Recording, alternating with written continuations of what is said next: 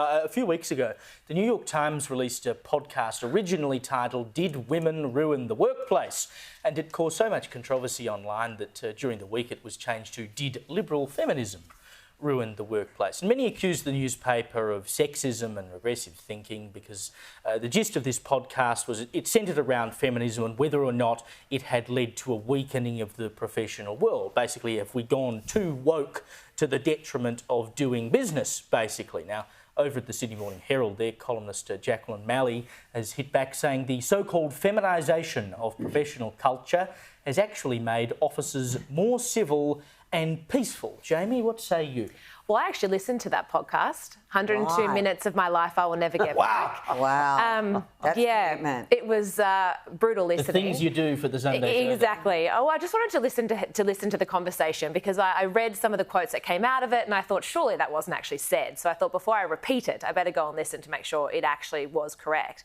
But some of the topics that were coming out of this is one guest said that employer should say to their junior staff coming in, perhaps think about your career and factor in that you might want to go on maternity leave. So choose a career path that you can, go part-time.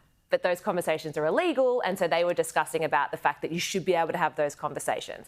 I wholly disagree with that. I think that is incredibly inappropriate and that women should be able to do whatever they want.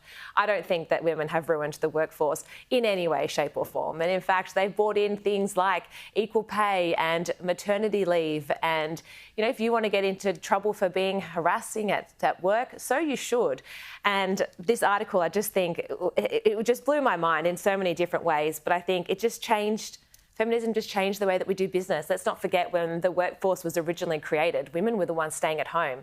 You didn't have to have these dual incomes, and it just hasn't modernised as society has changed. So it does seem quite archaic, but we now need to move with the times. They certainly have not ruined the workforce. Kel? Yeah, look, I went through a lot of that material. I read it in print rather than listening to it. And I really couldn't, in the end, grasp a solid point they were getting at. One of the things they said in passing was, women are more gossipy and emotional. When it comes to gossip, it was a bloke who said to me, Kel, I never repeat gossip. So listen very carefully.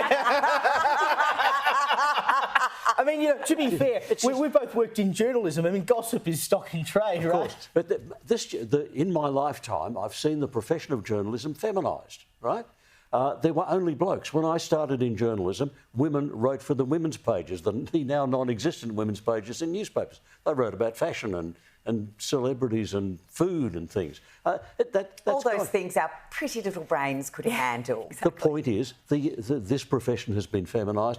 I can't tell the difference. You just work with people who've got decent brains and who are good at what they do, and some of them aren't. And some of the ones who are crook are blokes and some are Sheilas. It doesn't matter. I mean, it's just the education profession has largely been feminised, particularly in primary schools. That might be a problem insofar as the little boys need male models, I think. But by and large, I can't see a problem. I guess the question is whether or not and it's probably unfair to say, well, it's women going to the workplace that's caused it, but whether or not the sort of MeToo phenomenon has gone a little too far and the P's and Q's that people now mind, where once upon a time, and I'm not saying we should go back to the bad old days of everyone getting pinched on the bum, but has the pendulum perhaps swung as a woman of a certain age, I can assure you there were certain days that were... the behaviour was perhaps less than appropriate now. But yes, I agree. The Me Too movement has gone way, way, way too far. And I mean, honestly, it's taken a lot of the fun out of the world because no one can say anything nice to anyone anymore without it being completely misinterpreted. And, for those of us that have got a bit of a thick hide or at least have some sense of humour, you've ruined a lot of our fun, people. But I want to know, what kind of women are we talking about? The ones with uteruses? Or just the ones who say they're women?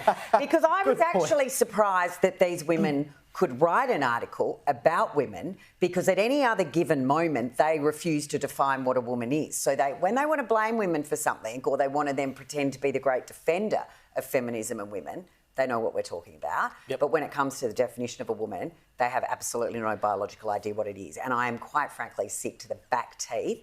Either these leftists writing these pieces understand a woman is a biological woman with a uterus or with female biological parts, or they don't know.